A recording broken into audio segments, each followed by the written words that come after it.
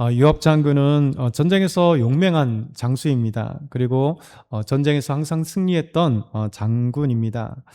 이렇게 승리하는 요압 장군이라고 하는 것도 있지만 또 요압 장군은 지혜로운 장군입니다. 그래서 다윗에게 있어서 정말 아름다운 참모, 진정 어떻게 보면 지혜를 가지고 어떻게 해야 될지를 잘 아뢰는 그런 신하가 또 요압 장군이에요. 그러니까 전쟁에서도 용맹한 장군, 그리고 이제 왕궁 안에서는 다윗이 국정을 운영하는 데 있어서 지혜롭게 방향성을 제시해 줄 수 있는 그런 사람이 바로 요압 장군입니다. 다윗이 지금 고통 속에 살고 있습니다. 왜냐하면 압살롬이 도망간 지 3년이라는 시간 동안, 그러니 지금 총 5년이잖아요. 다말이 범악에 대해서 슬퍼하는 딸을 보고, 또 암논이 그런 짓을 한 것을 보고, 그리고 2년 동안 복수의 칼날을 갈고 있다가 압살롬이 암논을 죽이는 그 사건, 그리고 압살롬이 형 암논을 죽이고 나서 도망하여서 3년 동안 3년 동안 달메익에서 숨어 지내고 있는 그 시점, 그러니까 적어도 5년 동안 다윗이 왕으로서 여러 가지 생각을 할 수밖에 없는 거죠. 왜냐하면 자기는 왕이잖아요. 왕이라고 하는 것은 공정한 재판이 필요한 것이고 정의가 필요한 것인데, 분명히 남들은 쉽게 정의를 내릴 수 있습니다. 재판을 내릴 수 있는데 문제는 자기 아들들이잖아요. 결국 아들, 딸의 이 모습들이 다윗을 고통스러웠기 때문에 다윗은 적어도 5년 동안이라는 긴 기간 동안 왕으로서 어떻게 해야 되는가, 그렇죠? 사람들에게 공의를 베풀어야 되는데 어떻게 해야 되는가. 그리고 더 나아가서 딸의 사건, 그리고 이제 암논이 압살롬에게 죽임을 당하는, 형제들끼리 이 살인하는 죄가 있었기 때문에 이거 어떻게 해야 될까? 왜냐하면 누구를 버리자니 누구는 눈에 가시는 거죠. 이게 너무 덮이는 거죠. 다 아들인데, 내 사랑하는 아들인데, 암논도 내 아들, 압살롬도 내 아들. 그런데 둘이 그런 험악한 일들이 있었고 살인이라고 하는 무서운 죄가 있었는데, 그러니 왕으로서 또 아버지로서 또 다른 사랑하는 사람들의 이 모습을 보면서 적어도 5년이란 기간 동안 너무나 고통스러운 시간들을 보냈을 것입니다. 그러는 가운데 오늘 1절 말씀 이런 말씀이 있습니다. 수르야의 아들 요압이 왕의 마음이 압살롬에게로 향하는 줄 알고, 이렇게 표현되고 있어요. 그러니까 3년 동안 도망간 이 압살롬, 암논을 죽인 압살롬, 그 압살롬을 향하여 지금 다윗의 마음이 온통 지금 압살롬에게 가 있다는 겁니다. 우리 성경을 보면 다윗이 마치 압살롬을 향하여서 좋은 의미를 가지고 항상 걱정하고 언제 돌아올까 그런 생각을 갖는 긍정적인 이렇게 단어처럼 들립니다. 근데 이 단어가 히브리어 알이라고 하는 단어인데요. 그냥 향하여, for라고 하는 향하여라는 뜻도 있지만 against, 뭐뭐에 대항하여라는 뜻도 있어요.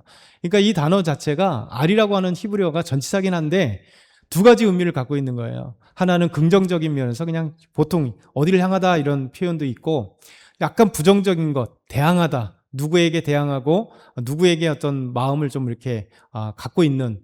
그래서 이 말씀을 보면 전체적인 내용을 보게 되면 두 가지가 함께 있는 거죠. 자기 아들이니까 사랑하는 압살롬인데 또 다른 아들을 죽인 또 살인자로서, 그러니까 그 마음 가운데는 사랑의 마음도 있지만 또한 너무나 이 분노, 자식에 대한 분노가 그 안에 있기 때문에 이 압살롬에게로 향하다라는 말은 압살롬에게 대해서 대항하고 있다. 아직까지도 용서할 수 없는 그 마음이 양가 감정으로 있는 거예요. 아들이기 때문에 걱정스럽고, 아들이기 때문에 또 그렇지만, 또 아들을 죽인 또 아들이기 때문에, 살인자이기 때문에 이런 양가 감정이 있는 겁니다. 불편하고 적대적인 마음이 다윗에겐 또 함께 있는 거죠. 이것을 요압 장군이 본 겁니다. 그렇죠? 지금 전쟁터의 장군이 아니라 이제 궁 안에서는 지혜로운 신하의 입장에서 지금 다윗 왕이 5년 동안 끙끙 앓고 있는 것을 가장 측근에서 보는 사람이 요압이잖아요. 그러니까 요압 장군이 지혜를 냅니다. 정말 지혜로운 사람, 신하입니다. 그래서 이 요압이 어떻게 하냐면 드고아라는 광야에 있는 시골 마을, 드고아 많이 들어보셨죠? 드고아 아모스 선지자의 고향이 드고아입니다. 그러니까 유대 광야의 아주 시골 촌이에요. 그래서 촌마을, 우리로 생각하면 강원도 어디 산골짜기에 있는 촌, 그런 촌에 있는 마을이 드고아입니다. 그러니까 드고아에서 아모스 선지자는 뽕나무도 재배하고 그 다음에 양들을 목축하는 그런 사람이었는데 하나님의 부르심 받아서 선지자로 활약했던, 그래서 가장 대표적인 이 선지자 아모스의 선지자의 고향이 드고아예요. 근데 그렇게 아주 깡촌이었던 그곳에 지혜로운 한 여인이 있다는 것을 요압 장군은 알게 됐어요. 참 요압 장군 대단하죠. 전국을 샅샅이 다 알고 있다는 거예요. 그러니까 지혜로운 여인을 알게 되고 그 지혜로운 여인을 불렀습니다. 그리고 다윗의 마음을 움직이고 다윗이 어떻게 압살롬의 문제를 해결해야 될 것인가를 이제 풀어가기 시작하는 것이 오늘 본문 그리고 내일 말씀이에요. 그렇죠? 오늘 말씀 한번 다 같이 우리 1절부터 2절 다시 한번 읽겠습니다.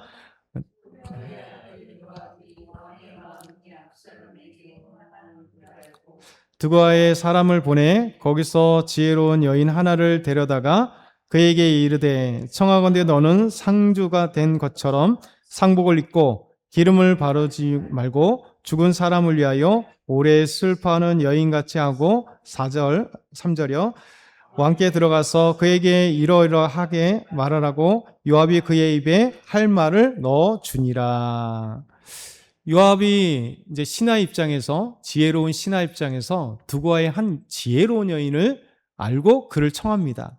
그리고 이 청하면서 하는 얘기가, 이 여인은 사실은 이 과부도 아니고 두 아이가 싸워서 죽인 것도 아니야. 그래서 이 압살롬의 이야기, 암논과 압살롬의 이야기를 하고 싶어서 지혜로운 여인에게 이 얘기를 하는 겁니다. 그러니까 이 지혜로운 여인은 내가 왜 요압에게 왔고 이 얘기를 해야 되는지 요압에게 들었을 때 알아차린 거예요. 그래서 요압이 어떻게 다윗 왕에 가서 이야기할지를 알려준 겁니다. 그러니까 과부의 모습으로 갖고 상복을 입고, 그리고 두 아들이 있는데 한 아들을 죽였다. 그런데 사람들이 이 아이를 내놓으라 이렇게 얘기한다라고 말하는 겁니다.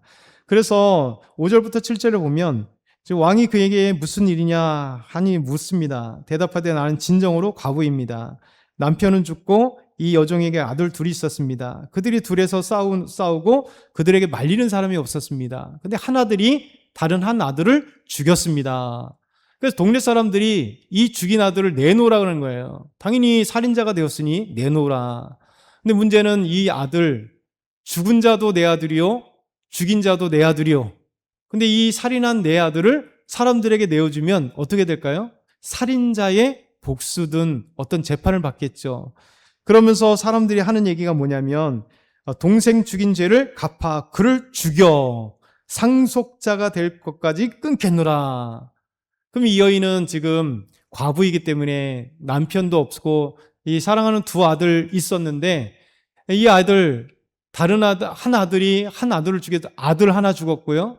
만약에 사람들이 이 아들을 데리고 가서 죽인다면 살인한 아들까지도 죽게 되고, 그리고 남편의 기업을 물릴 사람이 아무도 없게 되는 이 슬픔의 사건이 벌어지게 됩니다. 오늘 말씀은 다윗이 여기까지 듣는 이야기로 오늘 말씀은 끝나게 되죠. 그래서 오늘 어제 묵상하면서 이런 생각을 했습니다. 참 요압이 드고아의 지혜로운 여인을 구하여서 다윗의 마음 결정을 할 수 있도록 돕는 이 신하가 필요하다는 거죠. 그래서 예수님께서 마태복음 10장 16절처럼 뱀같이 지혜롭고 비둘기같이 순결한 이 시대에, 악한 시대에 우리가 비둘기같이 순결하되 뱀처럼 지혜로울 때가 되는 게 필요한 것 같아요. 우리 그리스도인들이 세상의 악한 세대에 사단과의 싸움, 악의 세력과 싸울 때 하나님의 능력이 없이는 할 수 없고 하나님의 지혜는 없이는 할 수 없어요. 그러니까 오히려 지혜는 연약하죠. 그래서 하나님께 우리가 기도해야 되는 거예요. 하나님, 저에게 지혜를 주십시오.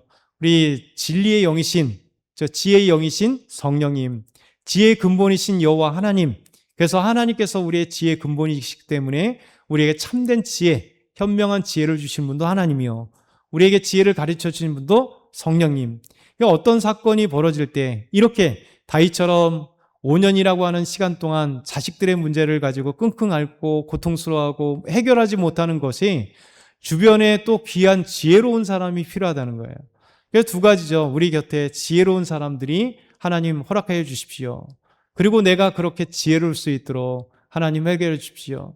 그래서 내 스스로 우리 가정, 내 자신의 문제, 우리 가정의 문제, 우리 사랑하는 자녀들의 문제, 또 우리 교회 안에 우리 지체의 문제들을 지혜롭게 해결할 수 있는 그런 은혜를 허락하여 주십시오. 그리고 지혜로운 사람들을 제 곁에 두게 해 주십시오라고 하는 그런 내용이 필요할 것 같아요. 그래서 오늘도 이 말씀 들으면서 이제 내일 해결하는 문제를 갖고 생각할 때 우리에게 참된 지혜가 필요하구나. 그래서 요압처럼 이런 지혜로운 사람들이 되길 소망합니다. 사랑의 하나님 아버지,